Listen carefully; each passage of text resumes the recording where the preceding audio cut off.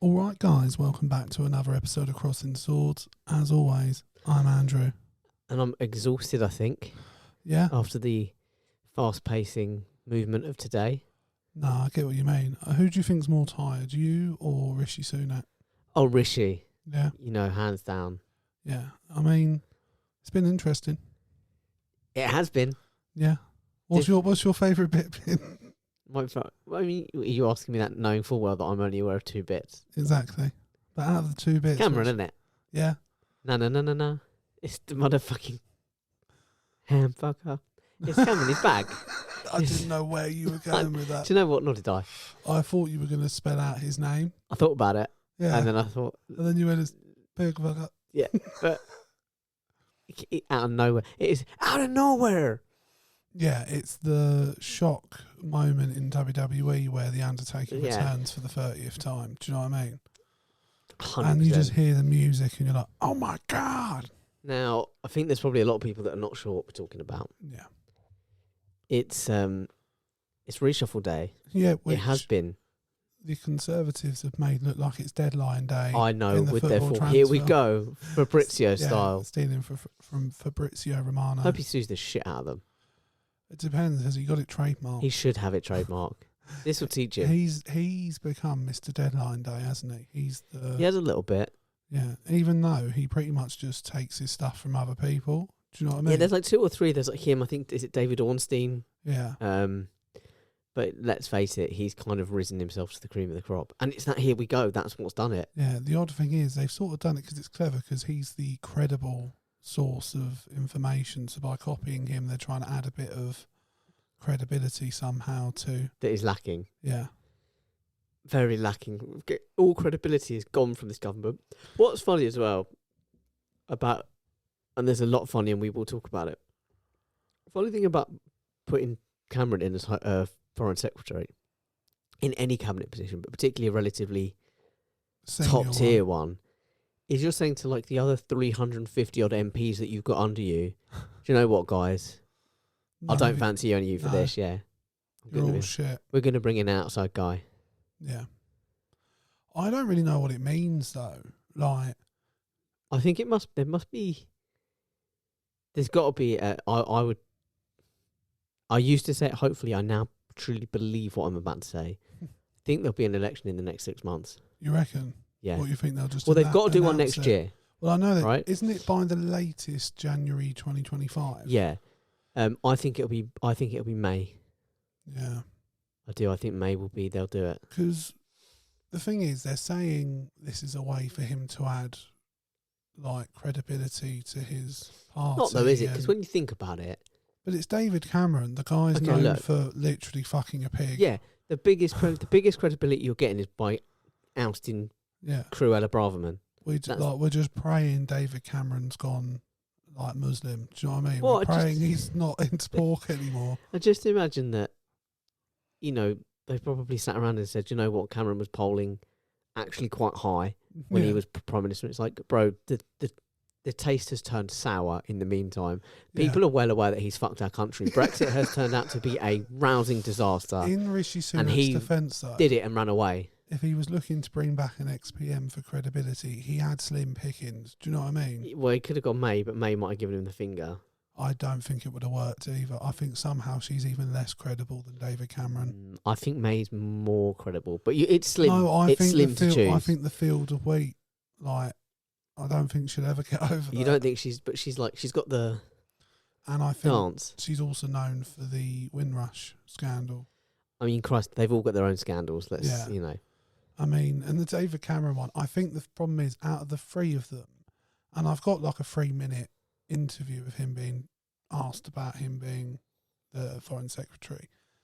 But out of the lot of them, and including Rishi Sunak, he's probably the best in terms of like competence. How he comes across at the very least. And like he comes across like a political operator, which is what you would expect from someone at that level, but something that has been lacking. Well, he sort of was the right wing answer to Tony Blair. Like he was young, he was like new and a this bit one different. nation Like, conservative. forget this old conservative. We're like new hip conservatives. Yeah. We're gonna throw away some of the traditional values. Yeah. Keep most of them. We're gonna adopt. Yeah, we're some just of the going cooler to step a stuff. few steps into the centre. Yeah, we're going to adopt some of the cooler stuff. And it was like him and Osborne. They were like Blair and Brown. They were like, they're young, they're full of new ideas, and they come across really well. Incredibly. Yeah.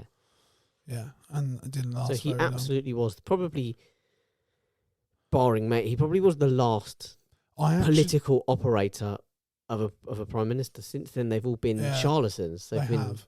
The problem is, though, actually, I think not saying he wasn't a charlatan, but for anyone they're hoping to win back over to the Conservatives, he, in my opinion, is the worst choice to bring back. Because you think he's too centre? Well, he started it all. All of Yeah. this, from Brexit to austerity, everything people are struggling with now, it starts with David Cameron. And then on top of that, you add in the general consensus that 100,000 lives that have been lost since austerity started. Again, you can lay at his feet and his decisions. Quite interesting, isn't it? Because it's almost like a competition. Who's been responsible for more who's killed deaths more people that didn't need to die? Yeah. Was it austerity or was it COVID restrictions? Or, lack thereof?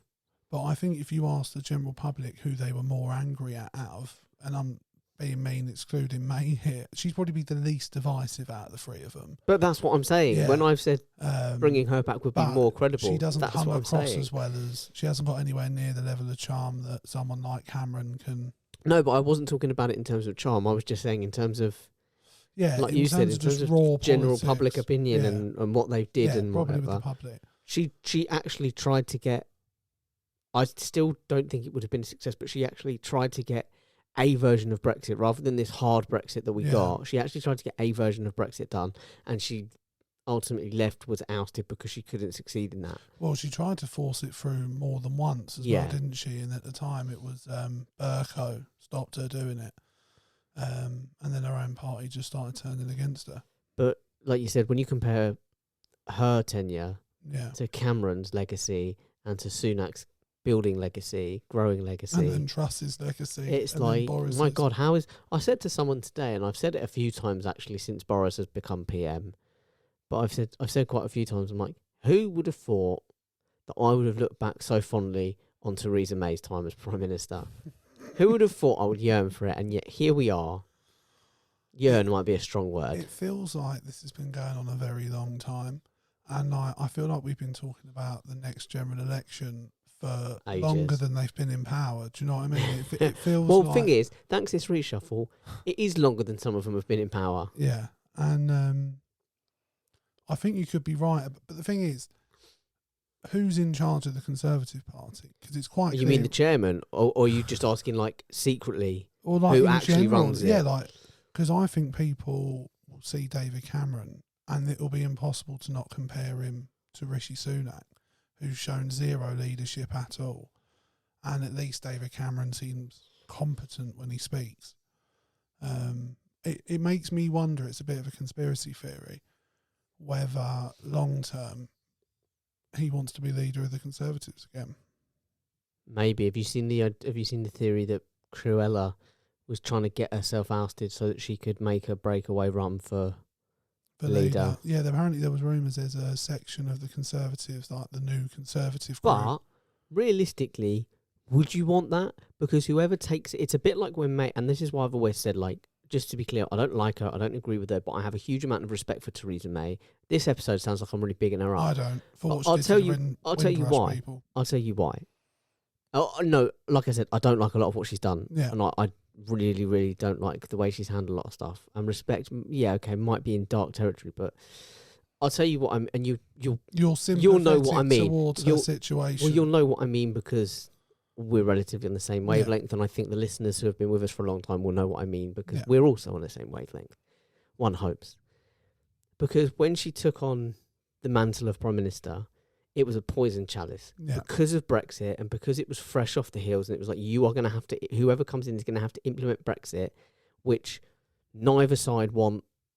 And isn't really possible, really. They sort of want very different versions of it. And the thing is, the Brexit being promised wasn't achievable, so you had no hope. You had no hope of delivering it. So whoever came in then was was fucked. doomed to fail. Yeah. And I sort of feel like I've completely forgotten what I was talking about. What was I saying?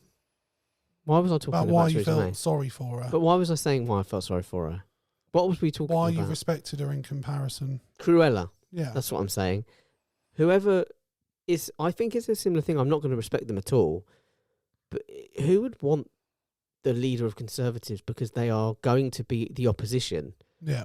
for the next 5 years, and because I think they're going to lose quite heavily. Yeah. Obviously, it's not going to be seen as you that was the reason for the loss, but the chances of you still being around come the next election 5 years from now, I don't think is that great. No, I mean the likelihood of winning the one afterwards. But then saying that, man, we've seen. No, I think they'll probably win the one next after, but What, the Conservatives, you reckon? yeah, You reckon the Labour only get one I've term? told you how I think it's going to go down, man. What, I've told you how I think it's going to go down. No, I think Labour are going to come in, and there is so much to undo. There's so much damage to try and repair. They can't do a good job. They can't do a good job. The economy is fucked, and they're not going to be able to make it. They might make small inroads, but it's going to be the tiniest dents. And what's going to happen is that people are going to go, well, we're still poor under fucking, country's still shit under Labour. And they'll go back and it will be like all is forgiven. The only reason I might disagree with that is because the last 13 years from start to finish has been scandal after scandal after scandal after scandal. I think if Labour can avoid that side of it, as long as they're not doing trust level shit, I think they'll be all right.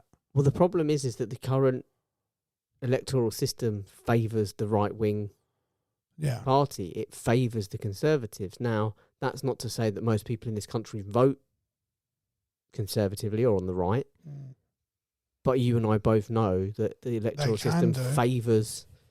The thing is, enough people en masse are willing to vote for the Tories, despite their behaviour. No, huge swathes are. Yeah. And it will be 40, anywhere between 30 and 40% of the country, of the voting population, will vote Conservative. But 30-40%, that's not all of them. No. And that's not, and them having all these seats in the Houses of Commons is not a fair representation of the number of people that voted on either side. No. So I think unless Labour can change the electoral system, I think that's exactly what they intend to do. And if they can, then they probably will get a second term. Because they will want to do whatever it takes to ensure that they get a stretch in charge. And I think that's what it will take. Yeah, and I think they'll probably achieve it. I think they'll have enough of a majority. And if they do it early enough in power, then it sort of sneaks in. Do you know what I mean? It can be, we've delivered electoral reform to make sure there's a more... Who's not going to be okay with that? Mm. Do you know what I mean? Especially after what we've been through over the last 13 years. There's a lot of people that don't like change. True. I mean, like, look, to be honest with you, the person we would need, the sort of person we would need to lead the country going forward would be someone like Corbyn, someone who believes in radical... Personally, give it Giggsy till end of the season. I sort of have issues with what he does to women, if I'm being honest. As a man, not my concern. No, obviously. Giggsy was probably the wrong choice. Maybe Wayne Rooney. If I could just backtrack a little bit. Yeah, but no one's called for Wayne Rooney. All he did was pay an old woman to play with him. No one's done a viral gig and left a note for the escort. Yeah. I shagged you or whatever. Yeah. You not aware of this? I don't remember the note. Yeah. So he slept with an escort and just left a note saying I shagged you, Wayne Rooney, and signed it, kind of thing. Surely she was aware. Yeah, I know it was a weird time, and he's a weird man. Do you remember that time when he replied to himself on social media? No, wasn't that Dean Windass? Oh, a few of them have done it. No, but yeah, Dean Windass, but he was like calling himself out for a fight almost. It's like being so drunk that you end up arguing with yourself. Yeah, he knocked himself out in his own kitchen, didn't he? No, that was who was the right back for Stoke? Phil Bardsley. Oh, okay. That was Phil Bardsley who knocked him out. But either way, it was messing around, knocked him. Got himself knocked out. Sometimes things. Can we just say, by the way, how ridiculous it is that Birmingham sacked their manager when they were in sixth? Games. Yeah, and they were genuinely, they weren't going to touch Leicester or Ipswich, but they were doing okay. And they were like, let's get in. The American owners were like, let's get in. Maybe we'll get even better. Let's get in Rooney. He's a big name, and now they're like, I think they've just entered the relegation zone. What he said in his last interview? I'm seeing a lot of improvement. Brilliant. Can't make it up. Yeah. They're showing great character. I like Rooney. I feel for him a little bit. He is. Like, it's not his fault Birmingham made that decision. He's he's Lampard. He's to a degree. Pick your own. I think arguably, and it's a good comparison to Lampard, he did a better job at Derby than Lampard did, in my opinion, with what was available. They both did exactly. They achieved exactly the same results. Well, no, actually, really got relegated, but I think he did a better job as a manager than Lampard. I think he did well with what he had at Derby, Lampard with the deductions and stuff. Mount. Do you know what I mean? But it's like, how many goes is one manager going to keep getting based on the fact that they were a good player? Yeah. I mean, I'll tell you what was really sweet. I know this is not what we're talking about, but I saw a little clip of Gary O'Neill talking to the. I don't know if you've seen it. Yeah, that was nice. When he was saying, he was like, I could have put that effort in, but I couldn't have done what you did. And I think that's part of it. I think it's very difficult to relate to your players if you were at the top level. Yeah. Because it's kind of like, I know I go back to it, but it's that time Glenn Hoddle was on comms and he was like, yeah, you pick it up, ping it over here, dosh, and Robbie Savage is just wetting himself laughing because he's like, mate, we're not all you. Yeah, not everyone can do that. And I remember like when Zola was the manager of West Ham. Yeah. And Carlton Cole said he would join in at training. And we just signed, I think it was Quaresma, and he said we just spent silly money on him, biggest signing in the history of the club. He comes in for a training session and he fluffs up something on the wing. And Zola was like, I want you to take it past, cross in. And he couldn't do it. Every cross was mishit. Like, if he managed to get past the player, it was all fucked up and it wasn't working. Zola was like, well, no, you just do this. Takes it round the player, Bosch is in an inch perfect cross, and like Cole was like, I've never scored so many great headers in my life. Like, but this is the thing. They then had to have a word with him and be like, sorry, Bosch, you can't join in anymore. You're actually upsetting the players. But this is it. You cannot relate to your players if you're better than them, or if you were better than them when you were playing. No, like you can't. Like I've heard like Hoddle talk about that he was like at Swindon, and exactly the same situation. He was like, no, look, I want you to take the ball off the player, one touch, 70 yards out there. Yeah.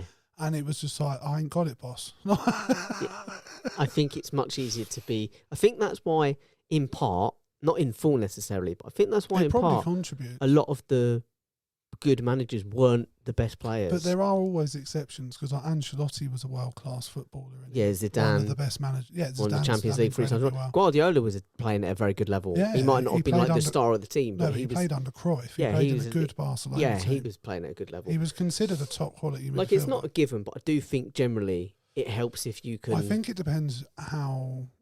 And like, the problem is he doesn't look good either, and that doesn't help. That gives off bad vibes for him as well. Would you get hair plugs if you went bald? Personally, how old would you have to be to get hair plugs? I don't think I would get them. I think if I was losing my hair like that personally, I'd just shave it off. But I can understand, at the time, like he was on the covers of FIFA, huge world star. Going bald looks a bit shit. So, but it took apparently 4 attempts for it to work. Perseverance. Yeah. You know, you don't get to be a top level footballer without that kind of perseverance. No, exactly. And there wasn't a position on the football pitch he wasn't comfortable in. Do you know what I mean? He did. If you put him at left around, back, he would play at left back. And I think we've discussed it in the past. That was to his detriment. Yeah, I think I said this before as well. But I think we mentioned this before about recency bias. There seems to be a real thing where people look back on players like that and go, "Oh, they're overrated." And you're like, what are you talking about? Like, that guy looked better than Ronaldo at times. Do you know what I mean? Yeah. And Ronaldo is unquestionably a better player, like overall. But there were large patches where he was the better player than Ronaldo. Who do you think, if you were assigning footballers, which footballer is most like Rishi Sunak? In the footballing, like, who's the most Rishi Sunak footballer? Loris Karius. Yeah, you think just shouldn't be he's there. playing in the Champions League final. Yeah, it's cruel. Almost fraudulent. You know what I mean? Cruel. It's not fair. They've put him in that position. He shouldn't have ever been there. He's fumbling. Yeah, like, we should just put him out of his misery. You saying we should shoot Loris Karius? No, I'm saying we should shoot Rishi Sunak. By the way, for any law enforcement that hear this, that is not a legitimate threat on the life of the Prime Minister. Not from me anyway. I can't speak for Jake. I'll let my legal team handle it. No, I wouldn't want to kill him. Humiliate him, maybe. Yeah. But he's sort of doing that himself. Yeah, I think the lowest moment so far was when and we did it on one of the last episodes, Starmer smacking him and Suella down. Yeah, because Starmer's not really been big on this. He's not had many big owning moments. And that was one. And like normally, Sunak has managed to find a way to sort of deflect it, but at that one, he literally just sat there and took it, and it was a nice moment to see, to be honest. Yeah. Have you got a list of the in going outgoing? Right. What do you want first, the outs or the ins? The outs. Right. Let me scroll down. I didn't realise you had it that way. Sorry. No, it's annoying. It's an article, but they've done it in reverse. Right. Yep. Any minute. I'm looking for the bit where it starts saying out. Do you know what I mean? Any. So it's just 3 letters. 3 letters. That's all you're looking for. With your eyes, I mean, I'm surprised you can even see the phone. Any minute. Coming. I can't actually see where it says out. It's coming. It's not helping. I'm prepared to admit that it might not come. We've got. I'm not applying. I found it. Okay, I said it'd come. Right, starting with the obvious. You always have my full faith. Suella Braverman sacked as Home Secretary. Rightfully so. She'll be back in a month. Under the next Prime Under Minister. the next Prime Minister. Probably David Cameron. Oh, thank God Farage's in Australia. Fuck. Jesus. We'll get on to that, I think. Yeah, okay. We need to talk about that a little bit. Because I won't be watching this year as a result, I don't think. I'm glad to hear that, actually. I'm glad to hear that. Not that I would have particularly judged you if you didn't, but... We'll cover it. Yeah. We'll cover it. Rachel McLean was sacked as the Housing Minister. Apparently not a lot. Apparently a few people are upset about that. Why? Don't know, but I heard from some political correspondents saying that some people were offered the role of Housing Minister and turned it down because they weren't happy about the removal of McLean. Well, Can't even fucking give these positions away. Can't even. Do you blame them though? Like, I feel like if you're part of this government now, your name's going to be remembered as. How would you react? Titanic. Right. Okay. Let's just do a bit of role play here, Please? and not our usual kind. Right. So I'm going to be Rishi That's a shame. Sunak. Okay. You're Okay. going to be just Hello, an Mr. Prime Minister. an MP. All right. Am I Right. male or female? You. Right. You. I'm This is male very then. key for this. Okay. Good to know. We've established a gender. Thank you very much. I just wanted to make sure my. There was a pronouns moment are of he, doubt, and you him. got it right. Okay. I know I've got breasts So- like a supple woman, and the voluptuous curves of a vivacious woman. I'm gonna play 2 roles here. Okay. I'm gonna play the Prime Minister and the phone. So bear with me. I'm gonna. Right. Let me know when you're which is which. Do you know what I mean?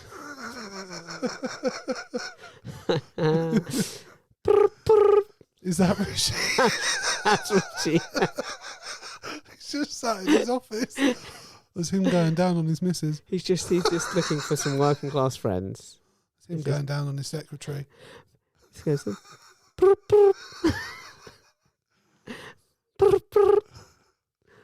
feel free to answer any time. Oh, is this me? This is this debate. Hello?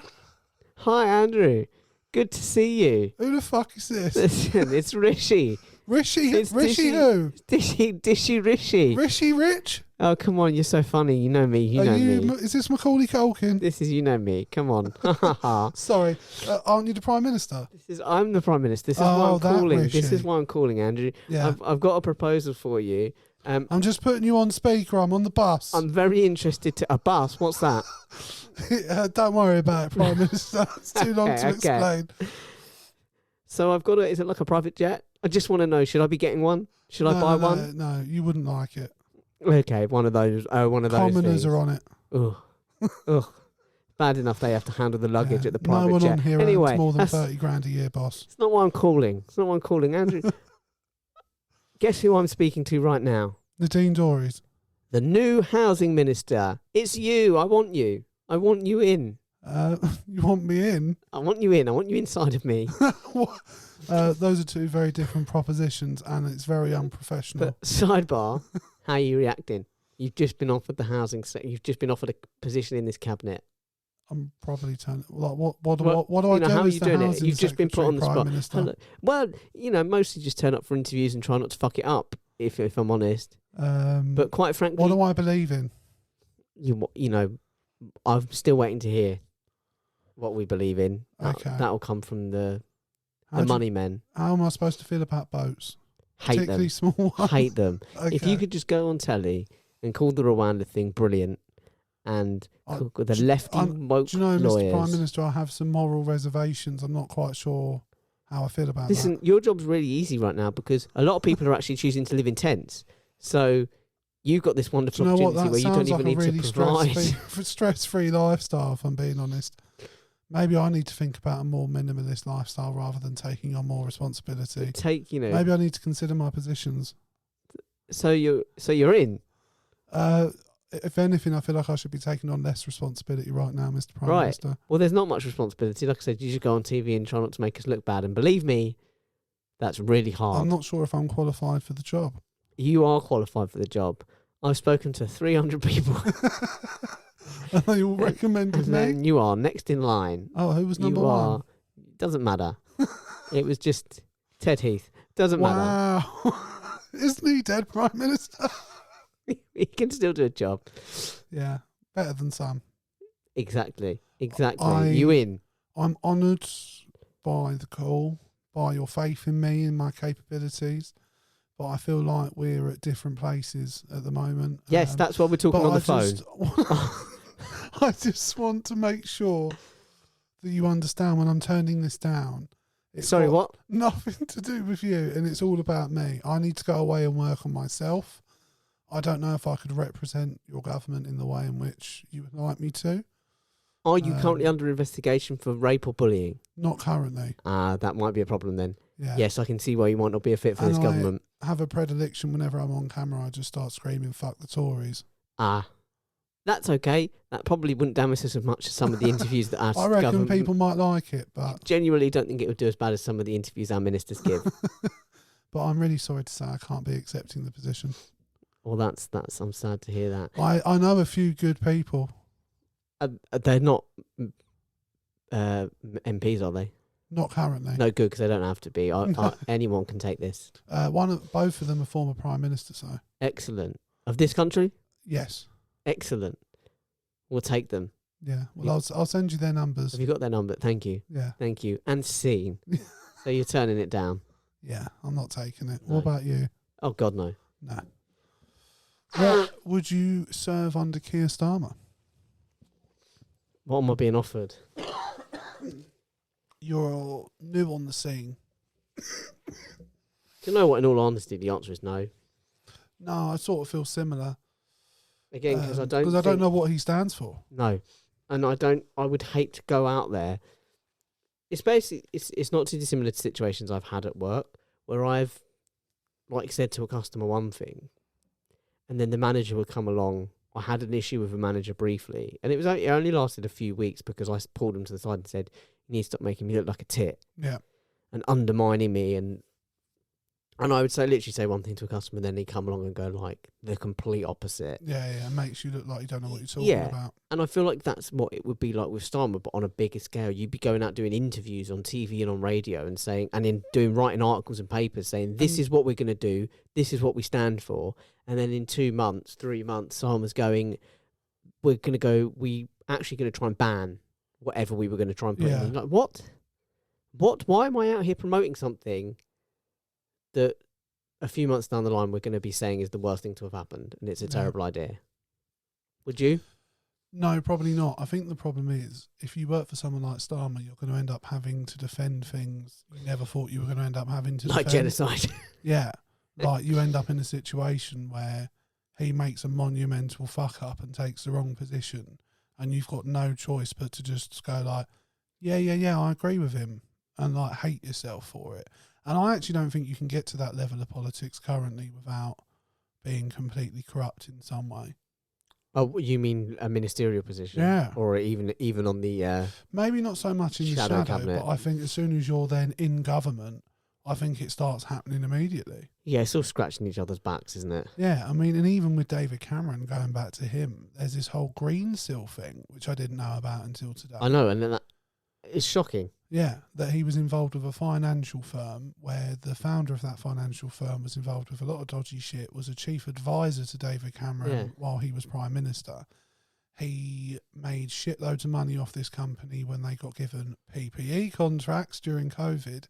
and he then sold his shares before they went bust recently. Because and he's made an estimated anywhere between like 10 and to he 15 was found mil. guilty of actively lobbying. Yeah, after being Prime Minister, messaging Rishi Sunak, Yeah. badgering him to make them to be included in a financial package that would have saved them, which ultimately didn't work, but it's been proven that he tried to use his ex-position as Prime Minister to... He tried to use his political sway he obviously is mates with Rishi, isn't he? Because otherwise he wouldn't now...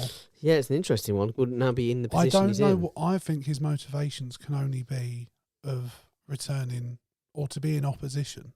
Maybe. Because he's done it before and succeeded. And I think, it he's going back to his roots kind of thing. It wouldn't shock me if he thought he could do it again. Maybe. Because... I don't know, I think after a little while, if Starmer doesn't hit the ground running, someone like Cameron could seem like a credible alternative. Who else is out? Yeah, we got interrupted, didn't we? We interrupted ourselves. By the Prime Minister. The Prime Minister. Yeah, he called. You're right. Therese Coffey steps down as Environmental Secretary. She was asked to step down. She was sacked. Nick Gibb steps down as the Schools Minister. Yep, totally know who he is. Yeah, I had no idea. Neil O'Brien steps down as the Health Minister. Again, big loss. Will Quince steps down as the Health Minister. Yep. Jesse Norman steps down as Transport Minister. Jeremy Quinn steps down as Paymaster General. And George Freeman stands down as Science Minister. That's how bad it was. They've brought in people that you don't even fucking know who they are, and now they're replacing them. So, who's in, Jake? Who's it? You tell me. David Cameron, obviously, as the Foreign Secretary. James Cleverly appointed as the Home Secretary. Most ironically named man in the world. He's not good, is he? He's shocking. Steve Barclay was moved from... Oh, fucking that prick. From, Health Secretary. He was health, wasn't he? To Environmental Secretary. Apparently he's not happy. Natural progression. And Victoria Atkins was appointed Health Secretary. I'd never heard of her before. Nope. Turns out she's married to someone who is invested in one of the largest sugar companies in the world and also owns the largest weed farm in the country. Really? So that's sort of a double-edged sword. I sort of like that, but also don't like the fact the health minister's heavily invested in those things. Well, a health minister is actively involved in some of the things that are very much causing damage to health. Well, I'd argue the cannabis, but definitely sugar. Drugs and sugar. Yeah, drugs, I think, maybe. Cannabis, a lot of people suffer long-term from use of cannabis. Some people do. Quite a lot. I've read a lot of stuff. That's not what we're here to discuss. That's a different debate. You're biased because you're a user, and you're not. I don't know what you're talking about. And you're not one of the people that. Just for any police that may be listening, I used to be a user. Absolutely. Thank you. Legally can confirm. Jeremy Hunt is remaining as the Chancellor. Shame. Richard Holden is appointed party chairman, replacing Greg Hands. I don't know why he wasn't included on. But this guy, Richard Holden's also got some suspicious accusations against him that for legal reasons we can't talk about, and they were quashed. Shocked. Right. I am shocked. Greg Hands is on the list, but he's appointed Business and Trade Minister. He's had a few positions now, Greg. Yeah, he's not great. And then there's another new face. Laura Trott is appointed the Chief Secretary. Laura Trott, was she a cyclist? I don't think so. She's apparently an ex-junior minister at the Department for Work and Pensions and has now been made Chief Secretary to the Treasury. Well, Laura Trott and Jason Kenney, they were like the power couple of cycling. No, I think British it's a cycling. different Laura Trott. Oh, you think this might be a different Laura Trott? It was Laura like when Trott? I went to the dentist today, they had the wrong Andrew Scott's file, and then I was flabbergasted that there was another Andrew Scott. Did they? Yeah. Had the wrong... Just doxed yourself, but it's cool. What, by saying my name? Yeah. It's my Twitter handle. It's in my Twitter name. Is it? Yeah. I'll take it back, never mind. If you go and look at my Twitter page, it's Andrew Scott. Yeah, I knew that. I see it all the time. I knew that. And I have in the Twitter bio for Crossing Swords both of our names. Do you? I'm pretty sure. Do you not just have our handles? Might just be our handles. But I'm pretty sure you're called your full name on Twitter. No, check it out, man. I'm a one name man. What are you like? People know my name. I get up to weird shit on Twitter. John Glenn has been appointed the Paymaster General. Obviously. Lee Rowley has been appointed the Housing Minister. Said that, didn't we? And that's it. Said that. That Lee Rowley. We said he'd be in. Yeah, we did. We predicted it. We said it. The day, like, I don't. Why know. do you think he's done it today? I think post Armistice, is that the right word? Armistice. Day, and everything that happened with that. I think he hoped it would sort of go under the radar a little bit, and people would focus more on Suella than anything else that he's done. Oh, foot. Do you think? Oh. Played a bit of Do you think footsie the on whole table. move around is to cover for Suella's fuck up? I think so, and to take the heat off of him, like him taking action now, I think he thinks. Well, it's something levelled at him, isn't it? He's a Yeah. man of inaction. He's inaction man. But for me, personally, and I think for a lot of people, the lack of condemning Suella post what she's done will Speaks stain volumes. him for the rest of his time as Prime Minister and afterwards as well.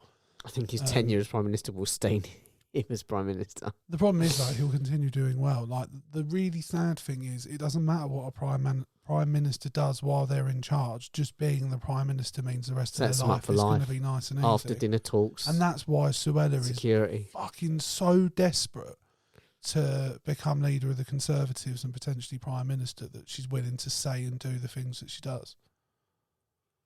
It's actually a clip of a comedian talking about Suella, and I think it adds a lot of it's something that should make you think about her political views, considering where she comes from. Right. Let's see if you're connected. I am connected. I double checked before we started. I wanted to be more professional this time.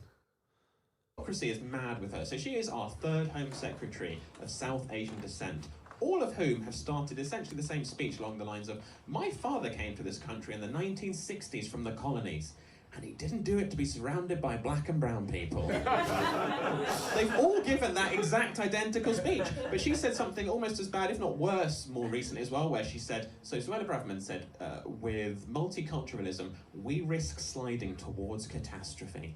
Now that is terrible if anyone says it, but if you know her background, it is insane.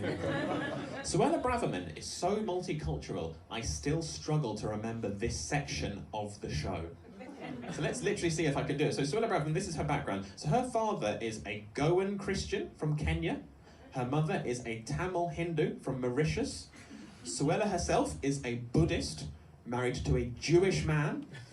Suella was born in the UK, but spent 2 years studying in France as part of the Erasmus programme that you can no longer do thanks to her government. Suella Braverman is the Michael Jordan of multiculturalism. Her coming out against multiculturalism is a bit like Colonel Sanders coming out against fried chicken. What do you think? I mean, this is what we've been saying before, Yeah. isn't it? I didn't know how multicultural she was. I assumed No, she there's came, a good mix there. Like, Yeah, like I assumed she came from her family came from another country, but I didn't realise quite so broad.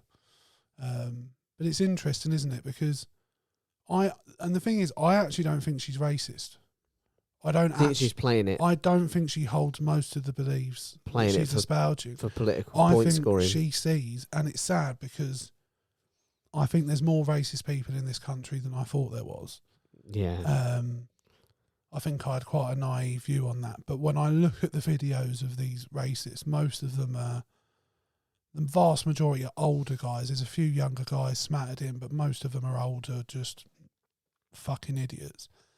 And like with the violence and stuff, most of them look like the sort of football mob. Do you know, the guys that Are you give talking football about a bad the name. stuff that did happen over the weekend? Yeah. It's so funny. I saw a little clip of them, charging a police barrier, and I couldn't help but think, what a diverse bunch. Not a single woman or person of ethnic diversity among them. They were all white men. And that's sort of it, isn't it? Like, none of these people we see supporting Suella are of that background whatsoever, are No. they? It's all white, middle-aged. I mean, there are and- some women, but Yeah, quite mostly men. And all the violence, it seems, from what I saw, was men.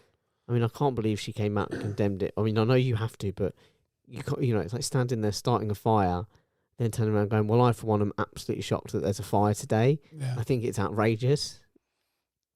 I actually think she wanted it to be worse. Yeah. I What think, would she have gained from that? I think it's all division. I think the more people she can convince that she's right and the problem is foreigners coming to this country, which the mouth it's coming from, it makes it like, I can't believe I'm saying that. Do you know what I mean? We've said it before, but parody is dead. Yeah, satire is dead. It's just insane. And how do you satirise that? Well, you can't, can you? Well, I know this chap's just tried. Unless you you can't unless really. you do a comedy show where a white politician says, let's get rid of the whites. Do you know what I mean? This is the funny thing is that we're at the point now where, and I'm not picking on him at all, and I don't mean it to come across that way, but that comedian there has not really told a joke. All he's done is listed the facts. Well, that's how the description of it is. when I found it on Twitter was someone saying this guy's just spitting facts. And that guy's name was Matthew Hutchinson, and he's a junior doctor and comedian. Solid crossover. Just wanted to give him a shout out as I used his clip. But no, like I just... And it seems so uncertain. Like, I don't know what direction the Conservatives are going to go in, because there is part of me that goes, maybe they go David Cameron and back to where they were before. There was genuine fears that they would go, and I know obviously we've talked about getting onto it. Maybe it's time we move on to it briefly, but there was talk about it being Farage. Well, because he was at the last party. Yeah. He was at the Tory party. He was making himself very friendly and very... Yeah. He was doing the rounds. I saw him as someone that would be alongside the actual leader. Like he would be, I don't know what position, or given some position within the cabinet, but would be one of the prominent faces. Chief Whip or something. Something like that, because he's never been elected to any positions. He doesn't have electoral credibility in that sense. He's got it in terms of he can whip votes, but he isn't an election winner, so to speak, I don't think. Not even a little bit. So he's not the face of your campaign on his own, or the leader. And he's not, like, I don't think he'd be able to debate Keir Starmer, for example. Like, I think Keir Starmer would wipe the floor with him in that regard, because I don't think Farage has got the ability to actually engage politically in that way. Can you imagine Nigel Farage when they're like, Nigel, what do you think? Well, any issue would just come back to foreigners, wouldn't it? Because it's his only stance. Do you know what really blew my mind was when I found out his wife was German? Do you know what I mean? I was like, so you've got a foreign missus who you brought over to this country to live here, but you don't want other foreigners here. And apparently his children's first language is German. And it's mental, isn't it? And he'll get back in his coots with this latest... well, yeah, he's now earned enough money to go back over the threshold to get a Coots account. It's a joke. And did you hear that woman that made that decision has lost her bonus? For, not that I feel sorry for a banker particularly. Oh, well, Coots. But she lost... Yeah, but wasn't there an investigation and it was found that there was no wrongdoing at all? No. There was a lot of, like, mudslinging, but the general... Like, what came out was that... Nothing was broken. No rules were broken. She followed the policy exactly. Yeah. Yeah, her general opinion is that Farage is an odious person, but... That's not against the law. Yeah, she's got eyes. I mean, she's got a brain cell. Do you know what I mean? She can read. She's gonna come to that conclusion on her own. She's at the head of a company. Clearly, she's reasonably astute. Do you know what I mean? I think we can assume that she'd have figured that one out. Yeah, it's not difficult. But then saying that, a lot of people didn't. Yeah, a lot of people liked him. But I've got to be honest, the amount of racist people that have been, not I say revealed, they've always been there. No, but have my come to the fore. Of them. Yeah, your awareness of them. And like knobheads like Tommy Robinson fucking jumping on the opportunity. Tommy Robinson turning up on Sunday with his security, making a brief appearance, then jumping in his van and flying back to Spain. Yeah. What a bell end. Unbelievable. Yeah. And yet entirely believable. Yeah, and that's, like, for anyone, like, for me, anyone who's agreeing with Suella, I can't see what you are other than a racist. There's nothing she's saying that isn't whistleblower. Race baiting bullshit. Do you know what I mean? Or and then I saw a fucking devastating story today about a homeless man in Birmingham who was set on fire under a bridge in the last couple of days since the speech but the comments from her about the tents and about stuff. Being homeless being a lifestyle choice. Yeah. It can't be a coincidence. Do you know what I mean? No, Stuff like that. Whenever these people write articles or do speeches that say these kinds of things, the number of hate crimes go up. There are nutters out there that read it, and there are real world consequences. Every time. But there's no consequences for the people that perpetrate, for the people that instigate it. No, none at all. And like Suella, she's not done by any stretch of the imagination. This is her second time breaking the ministerial code. But the first one didn't seem to matter, so it's not difficult to believe she'll have another go at politics, like being front line again. Yeah. And like there was a meeting today between the new Conservative group within the Conservative Party where they're angling to get rid of Sunak and put her in charge. So good luck to him. The quicker they can get him out, the quicker we'll have a general election, one would hope. That, and if she did take over the Conservatives, surely it would be short-lived because she's just going to lose the next general election and then get ousted and they'll put someone else in. Well, they'll realise she's got nothing other than... Well, but the party currently have nothing other than race baiting and woke wars. It's why... Culture wars. Like, there's the problem is, Sunak's right, there isn't anyone actually capable within the Conservative Party of doing the job that he needed to fill, but the answer wasn't to get David Cameron back in. But in a way, like you said, it's a bit clever because it's all of the talk is about Cameron. Yeah. And it will distract for the next week or so. And not about Braverman. Whatever happens in the next week or so will go under the radar because all the talk will be about Cameron.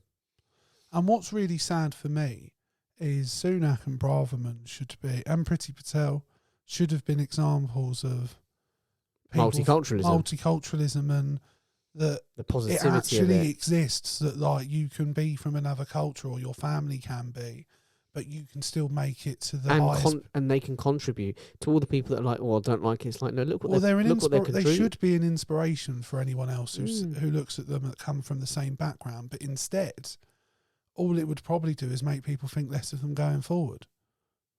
And I thought that's what I find desperately sad. It's the people that come from those cultures that they real have world betrayed. Consequences. Yeah. And I mean, ground level consequences. I've seen some horrible racial stuff about Braverman and Rishi, and I deplore that. Just as like criticise their politics, criticise their behaviour, fine, but like the race aspect is point. I just don't get it. I really don't. Yeah, agree. Yeah. So, Farage is going into the jungle. Yes, he is. What do you think? £1.5 million. I think it's fucking deplorable. When I heard that sum of money, what do you think? It's such an egregious amount of money as well. It's the most they've ever spent. Like I know it's going to sound weird, but if it was like a couple of $100,000, I'd be like, all right, like because that's sort of what they pay some of the bigger people, isn't it? Like I've heard of Jimmy Bullard. I think it's been $1 million is generally the biggest, the top end. Yeah, and that's season. If you're like probably like a Boy George or someone really big that really doesn't want to do it. But it's sort of what we're talking about. Like Farage is a voice of hate and has been his entire political Hancock career. did it for £1.50 in a slot on this morning to promote his book. He got £250,000. Yeah. I bet that will sting him, seeing that Farage has got that much, and it's almost an ironic amount of number. Like you're worth like 1/6 of. Well, no, but I mean for Farage in terms of, it's almost like he asked for that amount of money so that he could say, get the fresh. I've got the Coots money again. Yeah. Do you know what I mean? It feels like he's done it for that reason. Like he said to them, no, it has to be a historic number, otherwise I'm not doing it. When he leaves the jungle and they say, what are you going to do now? Nice Wish Festival? Well, I'm going to go to a nationwide branch and I'm going to reopen my fucking Coots account. Yeah. I'm going to slam down the check you boys have given me. To be honest, I still wouldn't take him. I think the problem for me is, like I said, he's a voice of hate, and what it says to people is you can go and do whatever you like. And it's a similar story to David Cameron in the sense of he's the architect of a lot of the problems and damage that's been done. And what's his comeuppance? He gets 1.5 million from ITV to go and eat some testicles. Well, do you know what I mean? Last year I'm a massive fan of I'm a Celebrity. I really do like it, and it seems odd because I know it's rubbish telly, but it's rubbish telly I've always really enjoyed. It. There's been a few seasons that I've watched odd bits of. It's 3 weeks of the year that I will just commit to, and I enjoy it. Yeah. I really struggled last year. Because of Hancock. And I was like, how is no one hitting him? I know it's edited, and I know we don't see what's being said all the time, but it's like, how are you not challenging him? How are you sitting around having a fucking chat with the bloke who's responsible for your nan being dead? Yeah. How the fuck can you do is this actually happening? And actually, I think that was incredibly unfair of the producers to do that to the other people in there with him, because they're put in a position where everyone at home's going to go fucking rip him a new Well, one. there's going to be a lot. But if that's all you do, people are then going to start feeling sorry for Hancock as well. And it's what happened with I can't think of her name, but you know the newsreader who went in last year. Yeah. I cannot think of her name for the life of me. Burnley? No. It was she's an ITV newsreader, and Charlene White. Okay. That was who it was, and she did ask him some questions. Because she said into like the talking heads in the Bush Telegraph, talking head, she said, I find it. She said, obviously when I'm doing it at work and I'm interviewing politicians, there is a certain standard I have to follow. There is a certain... there's certain things you can't do. She said, but I will ask him some questions. And she did, and she asked him some questions. And she got voted out first because she was seen as a bully. Yeah. And it was like, she's not bullying him. It's not called Holding bullying. him It's to a fucking accountability. count, yeah. Yeah. But the thing is, that's the thing they've done somehow, and I don't know how they've done it, is that there isn't any accountability. And I think from ITV, I know full well why they do it in terms of a ratings point of view. Yeah. But I think There's you've got to certain draw the line lines, somewhere. You know you're going to get a certain level of ratings. Yeah. Have some fucking morality. Have some decency, and stop helping promote violence and hatred across the country. It's absolutely deplorable. And for me, it's a line too far. I will not be watching. And the thing is, you can't... That's where we've got to hit him in the ratings. And the thing is, no one's going to hold him to account while he's in there. Hit him in the ratings. That's all we've got to do. Yeah. The sad thing is, I don't think that's what's going to happen. The sad thing is as well is there's people like Fred Siriax who are going in. I Amazing love Fred. people. I love Fred Yeah. Siriax. Sam Thompson I like. Who else That is Josie in there? Gibson's quite good fun. Yeah, who else is in there? There was another person going in. I was like, oh, I like them. Oh, Tony Bellew. I like Tony Bellew. Right, but you see, I'm just not watching it. No, I'm not watching it. It's odd. There's more people You cannot in it promote this prick. this year that I like, that I would have been tempted You into watching if it weren't, for if he once. weren't there, If Farage wasn't you there, might have actually tuned I'd in. have sat and watched it with Leanne a little bit. But I'm not. I can't bring myself because like I said, I struggled last year, and I found myself my outlet. I know I've said to you before, my outlet is Twitter. Yeah. To get my rants. I tweeted a lot of angry shit during that run of that show because I needed to get shit off my chest. Yeah. I needed to air the feelings that I was having The problem a lot is of it's anger. the smug looks on their face sometimes, isn't it? Yeah, because they know they're getting away with it. Yeah, like you saw it. And Matt Hancock came like third because the public genuinely thought, that's my biggest. And that's the worry. You're giving. That's my issue with these. You're things, like, sympathising. he went on SAS as well, which he got all the way through. And what is wrong with this country? But that wasn't people voting. That's him just getting through the process. Fair enough. And I'll apparently, take it that my back. sister watched it, and it got to the bit they do like interrogations at the Didn't end. they tear into him a bit? And stress positions and all that sort of stuff. And he got torn into throughout it. But like literally one of the instructors apparently was getting like angrier and angrier because he wasn't breaking. And the guy was like, look, I know you don't like him, but we have to be unbiased, and he's like doing it. But my problem with these shows is the rehabilitation aspect, that there will be millions of people potentially that now think Hancock is a decent bloke. Oh, he just made some mistakes. That will be what it is. It will be a naivety that they don't know the full extent. He knowingly of what he shagged did. it up behind his wife's back. Yeah, and whilst send people also to their lining deaths. his own pockets and lining his mates' pockets. And sending people to their deaths. Yeah. And Farage, like you said, his only thing is to stoke hatred It's and division division. and hatred. And yet now he's probably going to be, is going to be publicly, like he shouldn't even be given the opportunity, but he's going to be publicly rehabilitated, and people can go, to oh, be do you know honest what? with you, He's all right, actually. It sort of backs your idea of there being a general election not that far off, and then him being a part of it afterwards. Yeah. Because the timelines won't be that far off, really. But no, what do you make of it? I think it's disgusting. I've ranted. I'm not a fan of political figures being able to do this afterwards. I didn't like the fact Nadine Dorries was allowed to be in there whilst a sitting MP. That was dirty. And Matt Hancock was a sitting MP. Yeah, of course he was. Of course he was. I don't like that at all. I don't. It's about morals at the end of the day. It's about I remember what do you as a company stand for? Yeah. And like like it would be the same. No scruples. For me, having Farage on would be the same as having Tommy Robinson on. Like, Yeah. for me, there's zero difference whatsoever. There's no scruples. Yeah. When So- it gets viewers, yeah, go on then. And what's a shame, like I've heard people call him Frant and Deck to like say we're not doing this season, and I find I get why they're doing that, but it's also this has been their lives for a long Yeah. time, so to ask them to step away from it when it's probably their biggest source of income, and I know they're probably not hard up, but I don't know, that might be a bit bridge too far for me, but I can understand. I think as well, them, and it's the writers more than them, but it's their delivery, they're the Yeah. face of it. Them making those little jabs and jibes, that helps the rehabilitation, that furthers it. And so does the whole process of I'm a Celebrity, because they go in, everyone hates them, so they get voted to do all the the tasks. trials. And they then come when back. they get through them and they don't People cry go, "They're about all right," it yeah. afterwards, they're like, oh, do you know what? Fair play to him. He can take a Yeah, fair play take to a him. beating. He's eating a cow's testicle for Yeah. £1.5 million Well quid. done. Fuck me, Well you done, give me mate. £1.5 million quid. You see the shit I do. Mate, I've You seen put a what you've tenner on the done. table. I've seen what you've done for chips. Do you know what I yeah, mean? do you know, honestly, you put 20 quid on that table and you watch the shit I'll do. Never Yeah. mind what I'll do down Your there for throat $1 game million. would be fire. Oh my goodness.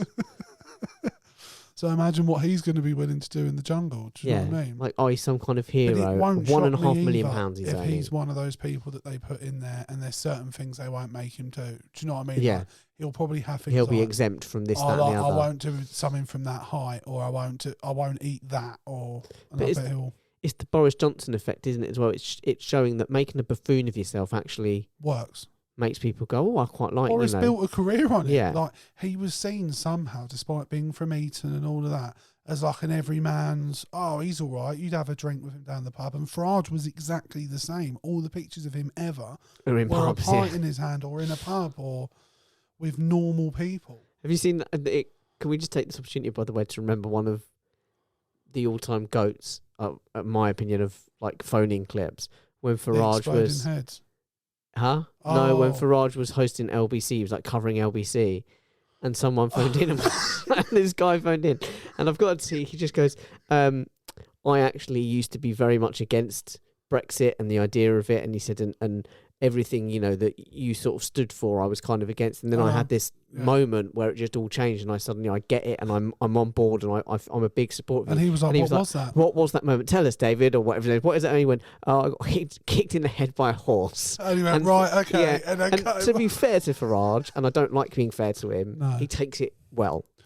Yeah. But that's the problem. He can take it well, and that will endear him to Yeah. voters, and yet it will be completely overlooked, the damage that he has Yeah. done to And this the thing country. is, he's an older guy.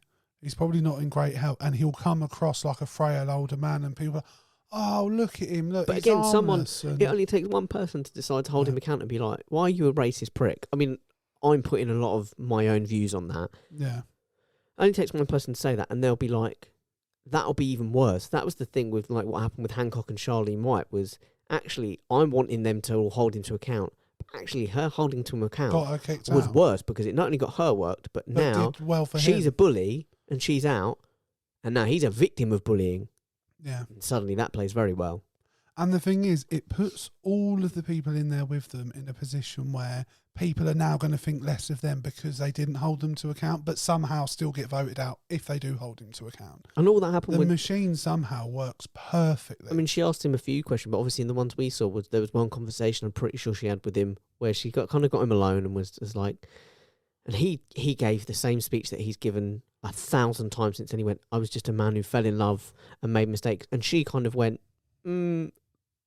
but you know, really, she said, does that not? Are you just not trying to play? What he's trying to say is he was so deep in pussy that he didn't know his arse from his elbow, wasn't paying attention during the pandemic, and just fucked a lot of shit up. Yeah, they were trying to give me advice, but I was like stuck between Gina's thighs. They were over my ears, and I just couldn't he was hear. so busy grabbing her ass. And you should have the wetness. I just could not make a decision. I could not think straight. No. I was high on He pussy He juice. was intoxicated. He was impaired to do the job. Like, look, there's a fundamental truth that, you know, pussy's awesome. But sometimes, if you're one of the senior leaders in a country, I thought you was going to go full. pussy has to come second. I thought you were going to go full the prison scene in. Oh, what? Pussy the Redeemer. Yeah, Pussy the Saviour. Can't think what the fuck's that guy's name. Oh, Ron Perlman. No, but what's his character Clay. called? Clay. Yeah. Clay Morrow. Where he's Thank like, you. do you know what gets me there, Padre? Yeah. Do you know what gets God me bless sleep pussy. release? Pussy the Redeemer. But that aside, Misogynism aside. I will not be watching this No, year's I'm that's Sad because I To be honest with you, struggled I with don't, it enough I don't last think year. I'd I'm not gonna necessarily do it blame you again. if you did. I think it might for me as well. There comes a time in all these long running shows where you kind of just go off them, yeah. and it does happen gradually. You kind of one year But you then might they watch make some. these sort of decisions. There is times when it just happens like series to series. You just kind of one year you go, I don't give a fuck about this. Yeah. But this decision has been It's my. a I'm not real going to watch shame it. because it's actually a cast of people I like the look of other than him. So it's a shame because I will now Not to big him up too much and sort of metaphorically suck his dick. I would genuinely tune into pretty much anything with Fred Sirius on because he's an I'll absolute give you lad. a great shout out for you and the listeners. It never made it more than a couple of seasons, but on Netflix there's a show called $1 Million Menu where he's the host and people they get to make pop-up restaurants. They get selected Yes, I by think restaurant experts. I'm aware of this. It's quite a nice. I like the show. I've watched it a few times. And, But watching him just in like a real world setting is where he comes to life. yeah, Because well, he's an exuberant. when he's on first dates, he's and one of the only whatever- Frenchmen in the world that I like. Yeah, well, when he's on first Yeah. dates, and what, he's just very. He does get a bit of fun, but he's very Yeah. professional. And he's you know He's the maitre d'. he's the maitre d', Yeah. and then he can do a bit of sommelier and whatever. Yeah. But then when he's off, it's like fuck me. It's like being with a rugby lad. He will do anything. He'll put anything in his drink, mouth. Yeah, Yeah, he's Yeah. great fun. and there's some great moments between him, Fred and Gino, Gina, Gordon. Gordon and Gina. Yeah, Clever fucker. you clever fuck. You clever fucker. I said, That has to be a sound. I'm going to bite. go into the jungle. And I said, for what? And he said, okay, for 1.5 million. And I said, you fucker. You clever fucker. But you clever fucker. Yeah. You know? That's the head of Coots right now. Yeah. So you clever fucker. You clever. He found a way we, round. we said to him, okay, come back When and you've talk got to us when you've got 1.5 million. He rocked, just looking at the headline and goes, shit. You fucker. You You clever fucker. Oh, honestly, Maybe she'll get her like, bonus now. I'm telling you now. I am a big watcher, and I know I Yeah. always get this thrown at me. Oh, you're woke, and you're lefty, and you're hip, you know, Yeah.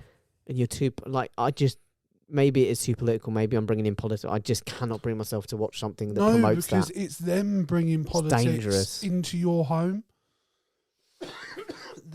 He's invading like a family institution, something that's been around for a long time. Millions of people watch. It's one of the last big, like, reality Saturday shows. night prime time. Well, it's not Saturday. It's week, you know, every day But kind of thing. but It's yeah. one of the big. It's the last big reality show on British television, really. One Yeah, of them. X Factor's dead. Strictly is The probably the Voice other is one. still around. Strictly's the other big one. Strictly's yeah, still that's getting pretty fair. well. Strictly, I would probably say. But that's it. Yeah. And that's it. So to force him upon people. And Strictly's done what I'm a Celebrity hasn't yet done. What's that? Touched upon. It's survived the changes. It's gotten rid of its judges. None of the original judges are there. I don't No. think, unless Craig Hallwood started. But the hosts have changed. You know, it's Didn't all it need to? Wasn't it Holly and Phil? what on Strictly. Strictly. No, it's Brucey. No, but he died ages ago. Who was Yeah. it after him? It's been Tess Daly and Claudia Winkleman pretty much ever since then. Oh, okay, fair enough. But you know, Oh, am I apart from that thinking year of- when am I thinking of the ice skating? yeah, Right. but okay. apart from that year when Ant wasn't around, wasn't available. When he was in rehab, you mean? Yeah, well, you know, wasn't available. I think Yeah. is the party line. When he was otherwise coked engaged. off When his he was lines off his and- fucking tits. Yeah. Recovering from being off his. Look, I think we were quite sensitive about Matthew Perry in the last episode. Not can so get much. away Not with- so much Ant Partner. But then saying that, we did lead into a large chunk of our conversation about Matthew Perry being like, speaking of snorting lines. yes, we did lead Yeah. in quite heavily. But I'm a Celebrity hasn't done that change. Do you think it would survive a change of hosts? I don't. It would depend who it was, really, because Ant and Dec are iconic, aren't they? I think they are that. To me, they are the show. Their well, they are, comments because they've been it. and the writers. Hasn't it been them all along? Yeah, from day one. So it would be difficult. There's no one who comes to mind immediately. The two that would have, if he wasn't a nonce, was Phil and Holly. Do you know what I mean? They would have been two that could have probably done it. But I don't know many other double acts. I think they'll get comedians on. Do you know who's impressing me a little bit in terms of the double acts, just to change? Sure. Is I'm liking Alison Hammond on she does Bake Off. I've got to say. I do like Alison Hammond. She does one thing that really annoys me though. What's that? She's sexualising it, which I'm enjoying. No, on the occasion, she will try and help, and she has fucked it up every time. She has actively made it worse. Like, she will just be like, "Come here, babes, I'll take that from you." And it's like, "And what are you doing, huh? You don't know what you're doing." That's like the Raheem Sterling moment the other day, wasn't it? Have you seen it? No, what? He was being interviewed after a game, and he's got something in his eye, and the interviewer just reaches across and goes to get something out of his eye, but then mate does it to the other eye and makes it worse. And so Raheem's like, "Mate, you've now just got dirt in my other eye." And it's one of the most awkward. But that is exactly because you don't see the interviewer's face. All you see is his hand just come from behind the camera and go to grab him on the 90% of the time, Alison Hammond is absolutely great. But there are times when she has tried to. Matt Lucas, and I'm a Matt Lucas fan. I admit, I don't think it's ever fully recovered from the Sues, from Mel and Sue. Oh, that's interesting. Who was it immediately afterwards? It was Noel. Noel and Sandy Toksvig when it first went to Channel 4. I did like a bit, but no, they're not a touch on Mel and Sue. I think... In reality, and we probably talked about it at the time, what was the point of leaving it just because it was moving over to Channel 4?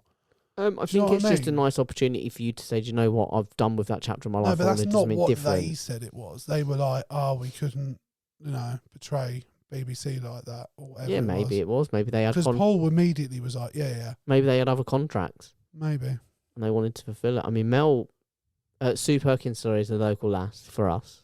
Is she? She's a Croydon lass. She's a Croydon lass. She's from Croydon. She's from Croydon. Wow.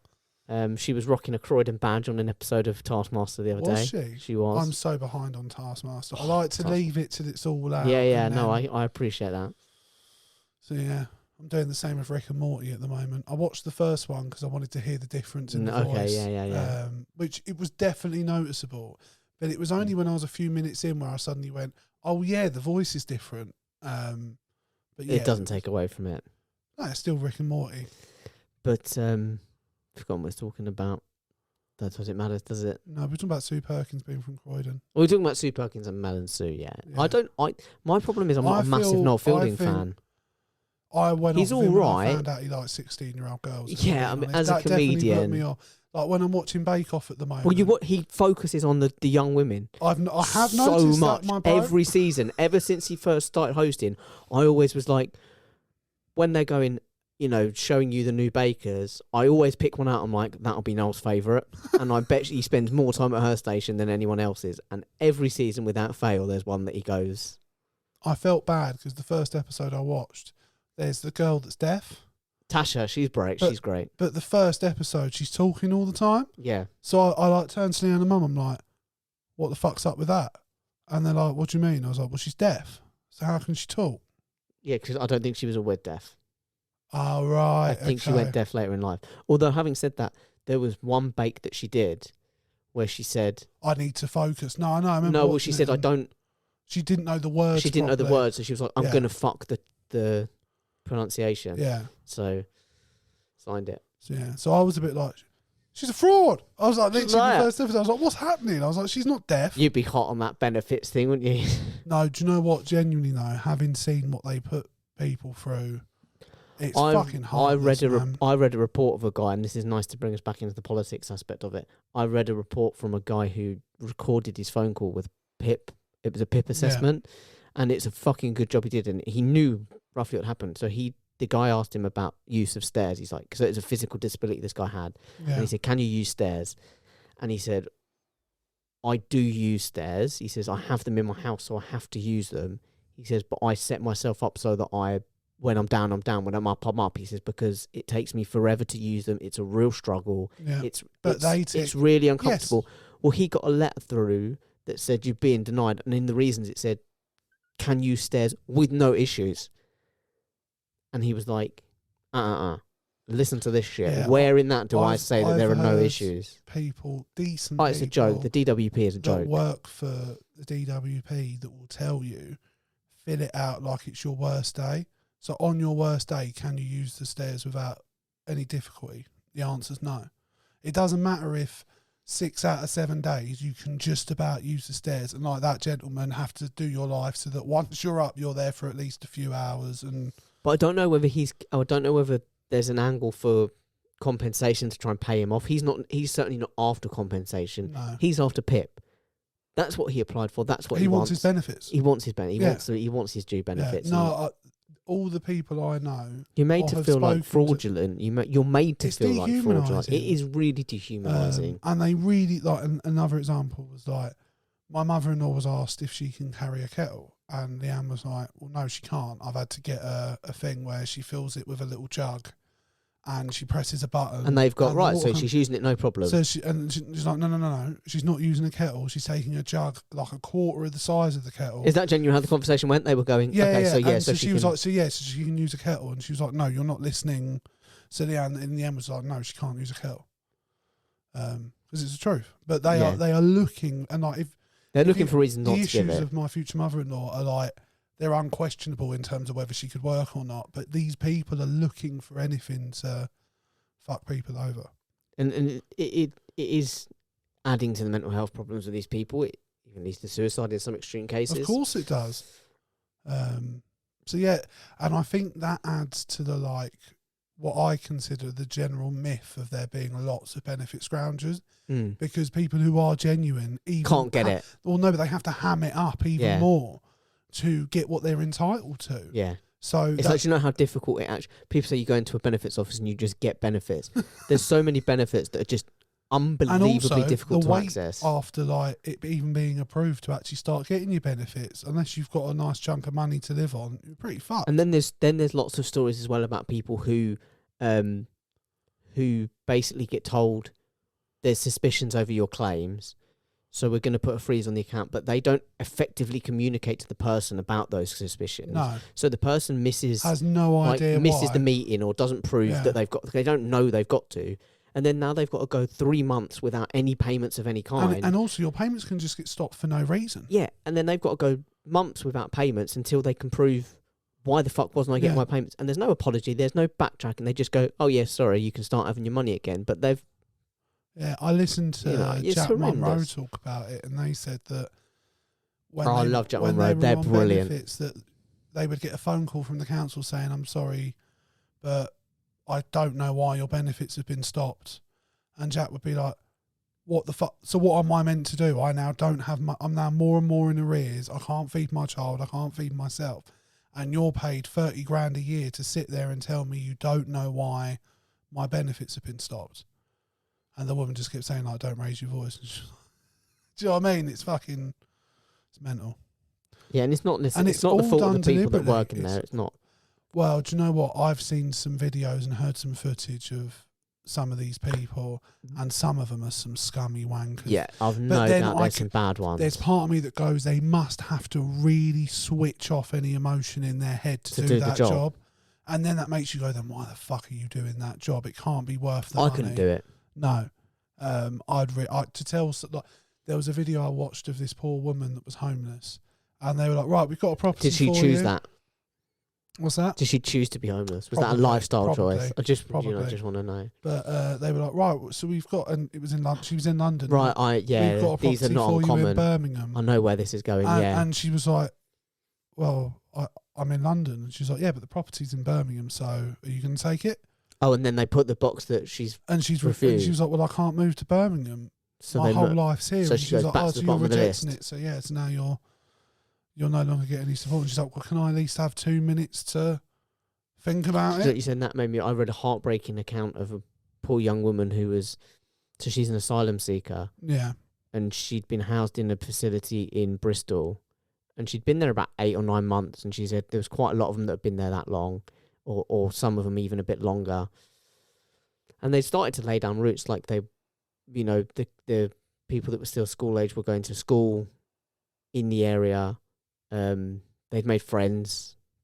like, because you come up, because this one woman was like, I came over, I had nothing, I had no family, I had nothing, I was just getting away from a horrendous situation. And she said, I'd really started to make a life there. I started to make connections, and there was people that I knew there. And she said, and then a bunch of us just got told at about 9 o'clock one night, at 6 o'clock tomorrow morning, we're moving you to, I think it was like Edinburgh. And it was but I can't. And it was like, well, it's that or you're homeless. That's the process. Not even homeless. It's like that. Or we say that you're not complying with the asylum process. Oh, fuck. And you're sent back. And it's like, but I have a life. Like, I've started to lay down roots. Never mind, I don't know. I didn't know anyone to come over here. I know people here now. And I know, some people listening to this might say, well, you can make friends there then. No, it's like, but I don't know anyone up there. She's been through to finally and she said, I've now people. got to try and call, like, I've got to wrap up as much as I can. And she said, and also she says, when you're there for like night, you do start getting belongings. You do start building up stuff. Building a life. And she said, now I've got to pack, because I had nothing when I came here. I haven't got a lot, but now I've got to pack everything up in a few hours. She said, I've got no sleep because I've been given just a handful of hours to move. It was a really heartbreaking account. And she said she was like, and not an uncommon story. Yeah, sadly. It's exactly the thing. She was like, my story is not a unique one by any stretch. 1 of 1,000, sadly. So no, I mean, I guess a resounding message from this is fuck. Let's hope things get better. Things can only get better, except we know they can't. We know they can also get worse. I mean, if when I woke up this morning, someone had said to me, "Don't Cameron worry, will be back." Cameron's back. Honestly, what would the odds have been on that yesterday? Back again. Do you know what I mean? What would the odds have been? Because there was no rumours about it. How much? He was just walking into number 10. Yeah. And it was like, and even at that point, he'll be an aide. He'll be a consultant. Even at that point, I'm like, no, there's no way. He's there to give Rishi a steady guiding hand. Exactly. Yeah. And then, no, he's back on the cabinet. How much would you respect him, though, if he did come out at the dispatch box and go, Gazell's bag? That's the point we haven't mentioned about all of this, by the way. He can't step foot in Parliament. Well, no, because he's a baron, isn't he? He's a peer. That's the other part. They've had to make him a lifetime peer. A lifetime peer. Emergency lifetime peer. Got King Charles on the phone. Was like, look, mate, need you to put Big Dave through as a peer. But the problem is, he now can't step foot in Parliament because a member of the House of Lords isn't allowed in Parliament. So he won't be able to answer questions from Parliament about his decision making and what he's doing. No, he can phone in though. He can phone it in. Oh well, sorted then, isn't it? And his defence was, well, I am answerable to the House of Lords, and it's like, well, yeah, all right, fair enough, mate. We're sorted then, innit? You mean that same House of Lords that's got Lebedev in and people like that, and Boris's love child, and Nadeem. Oh, have you got the thing? I completely forgot.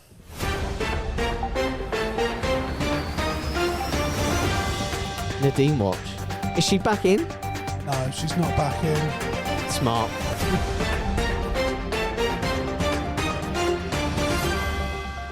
How angry must she be, by the way, that...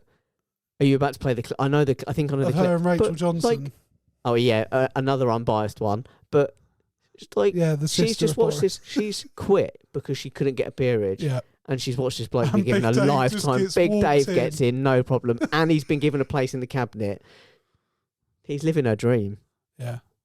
She must be livid. Can you imagine what her reaction? She must have sobbed. I reckon she cried. Bojo is getting the angriest blowjob he has ever got in his life for the next couple of days. Yeah, it's the baby gone down. All teeth. Right. This was her talking to... She's going to slap the shit out of him in the middle of it. Rachel Johnson Scratch his back to fuck. Let me see if I can pause it so I can rewind it. Yeah, cool. Turning this bad boy. He's spinning it as public service. Yeah, of course he is. What it is public service to... And, I don't want to be disingenuous. That could be absolutely right. That could be what he's... I never found myself to believe these guys were really about public service. I always found them to be very much about self-service.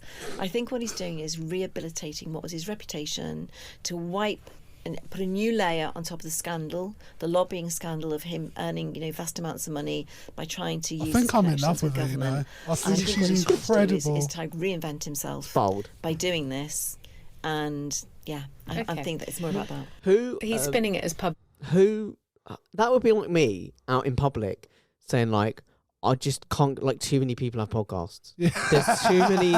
The market's too saturated. Too many white guys Too think many. they need a podcast. They think, because these guys, let me just tell you, they're not interested about podcasts. They're just interested in self-promote. You know, Yeah.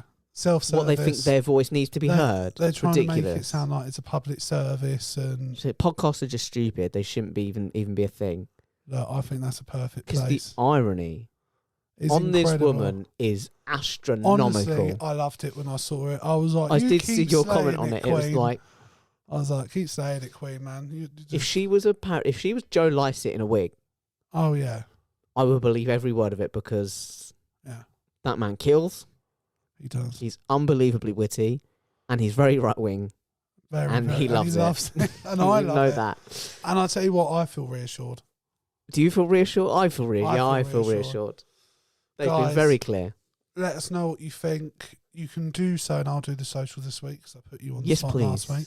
It'll be on the screen here, but you can get in contact with us on Twitter at Swords Crossing, on Facebook at Crossing Swords, on Insta and TikTok at CrossingSwords_podcast. You can email us at crossingswords19@gmail.com, and the link to our YouTube page is in the description of every episode that you're listening to. So if you wouldn't mind, please just open the video, drop it a like, share it maybe, or when you see our clip video, like that and share that. That also massively helps. Yes. And just fucking do it. Please Do you know what I mean? No, I'm not Tell asking us- nicely. tell us Do what. your... No, shut your mouth and know your goddamn role. And that's to listen to the pod and share it. And what Our role would you have in the subscribers are cabinet? slowly... Me, No, the listeners. the listeners, Minister Without Portfolio.